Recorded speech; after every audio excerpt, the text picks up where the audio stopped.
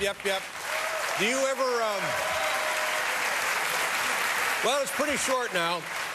Just a couple of months and there will be the election and then the inauguration in January.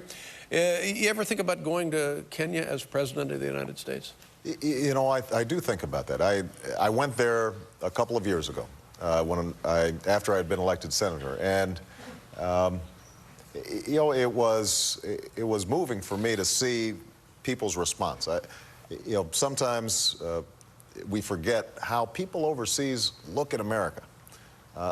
They place so much hope in the United States, and that's something I think we've forgotten because we always hear bad news about how, you know, people don't like Americans anymore. That's not true. They're disappointed precisely because they've got high expectations, and obviously, given that my father's from Kenya, there was a special connection. So we were, you know, just seeing these enormous crowds everywhere, and you know, I went up to the village where my grandmother lives, and folks were lining the roads for miles, and you know, we took an AIDS test because the CDC, which is doing great work. This is something that George Bush has done well, is work on AIDS issues in Africa. He has made a serious commitment to it, and I give him credit for it. But the CDC that's working over there, they asked Michelle and I to take a test because they said just the act of you as a married couple taking a test, potentially 1 million people will see it. And you could save thousands of lives just by people getting tested. So it was a great trip. I can only imagine what it would be like if I were president, but we have 55 more days of work before we get to that point. What, for like the last 10 years, even longer, for as long as I've been aware of stuff, rarely do you hear positive stories coming out of Africa, yeah, to the point where you can create the impression that the continent could be lost. Yeah. And you mentioned George Bush actually providing medical care and food and funding and so forth. Right. Is it a lost cause? Is that a false impression? You know, it is. Look, we tend to focus on the negative. And when you go there, first of all, what you realize is that the people there are more energetic and optimistic than you would ever imagine. In fact, there's been some surveys done showing that you know, Africans are surprisingly happy and positive about the future. And there are a lot of good things going on. You go to a place like Rwanda that suffered such brutality, and now it is thriving, it is growing. President Bill Clinton has done some great work in helping to foster economic development and other efforts in those areas. Bill Gates' foundation has done great work. So it makes a difference.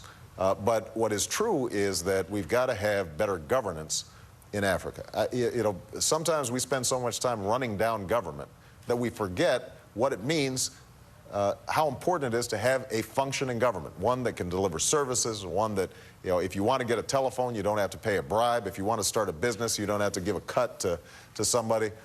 All that makes an enormous difference, and hopefully we can hold governments there more accountable so that their people actually have a chance. Is there a way for this country to do that without pushing people around and being resented? Well, no, I think that if we send a signal, and this is true whether it's in Africa or the Middle East or anywhere in the world, if we say we want to be a partner with you, we respect you, but if you're getting our help, then we've got certain expectations that we're not just helping the wealthy or the people who are going to send the money to Swiss bank accounts. We expect to actually see results on the ground. Just holding people accountable, but doing it in a respectful way, I think that can make a big difference. Yeah. And absolutely. And then I saw today, closer to home in the Caribbean, Haiti, things just get worse and worse and worse and worse. They've had a long run of bad luck. Right.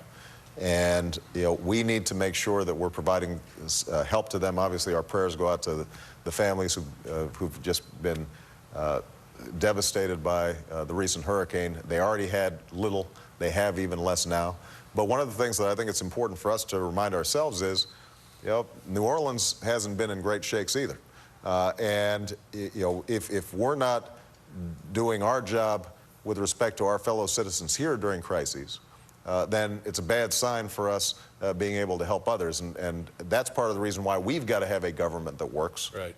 And I am campaigning now, Dave. That's why I'm running for president of the United States. Good. But it's frustrating to me because even I know that the resources are here. Yeah. You know, we have the resources. Just in terms of money, we have the money. We can raise the money. The world can raise the money to solve these problems. Africa can be solved. Yeah. Haiti can be solved. New Orleans can be solved. Yeah, well, but you know, part of it is that we've been sold a bill of goods, I think, that says just look out for yourself, and everybody's on their own. Now, I am a big believer in individual responsibility, and whether it's improving our education system or dealing with issues like welfare, I'm a big believer that you've got to take care of yourself and take care of your kids.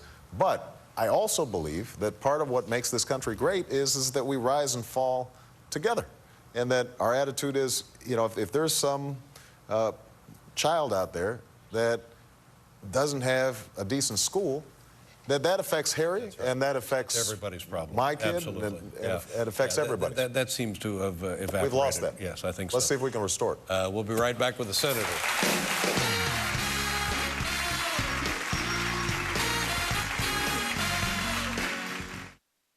Closed captioning is brought to you in part by the new Easy Morning Show with Humble Howard, Kim Stockwood, Colleen Russholm, and Rick Hodge. It's